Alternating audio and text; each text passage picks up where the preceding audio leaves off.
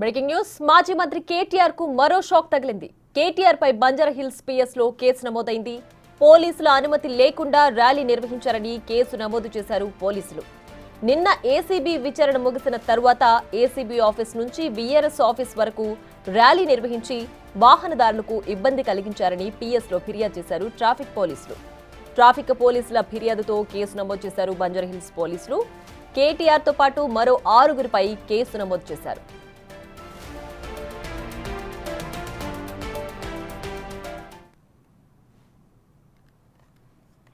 Right, మరింత సమాచారాన్ని మా ప్రతినిధి రాణా లైవ్ లో అందిస్తారు. రాణా, చెప్పండి, కేటీఆర్ పై నిన్న జరిగిన ర్యాలీకి సంబంధించి కేసు నమోదైంది కదా, ఏంటి దీనికి సంబంధించి డీటెయిల్స్?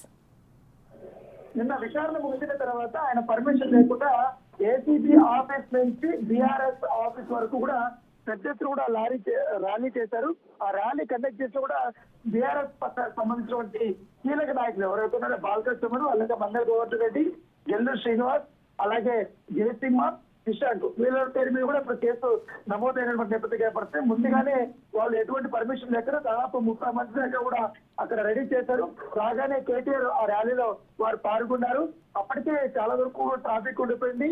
వీరు ర్యాలీ వల్ల దాదాపు మాసాబ్ ట్యాంక్ లెఫ్ట్ సైడ్ నుంచి తీసుకుంటే రోడ్డు బంజారా నుంచి వచ్చేటువంటి దారి వస్తుంది. రోడ్ నెంబర్ 12 నుంచి అలాగే ఎమ్మెల్యే కాలనీ, బిఎస్ఎఫ్ కాలనీ, అలాగే కేబీఆర్ పార్కు, ఇటువైపు ఉన్నటువంటి ఫిల్మ్ నగర్కి వెళ్ళినటువంటి దారి మొత్తం కూడా ట్రాఫిక్ తో నిండిపోయింది. దాదాపు గంటన్నర పాటు కూడా మేము ట్రాఫిక్ సంబంధించిన పోలీసులు చాలా తీవ్రంగా కూడా శ్రమించాల్సి వచ్చింది ఈ మొత్తం ఈ యొక్క ట్రాఫిక్ ని క్లియర్ చేయడానికి. దీనికి ఎంత నుంచి బాధ్యత వహించాల్సింది ఇది కేటీఆర్ కాబట్టి ఆయన పైన చర్యలు తీసుకోండి. ఆయన వైలేషన్ చేశారంటూ కూడా ఎవరైతే ట్రాఫిక్ ఎస్ఐ ఉన్నటువంటి గోవర్ధన్ ఇచ్చినటువంటి ఫిర్యాదు మేరకు బంజారా పోలీస్ స్టేషన్ లో కేసు నమోదైంది. 5 సెక్షన్ల కింద కేసు నమోదైనట్టుగా తెలుస్తుంది. Right Rana, thanks for the updates.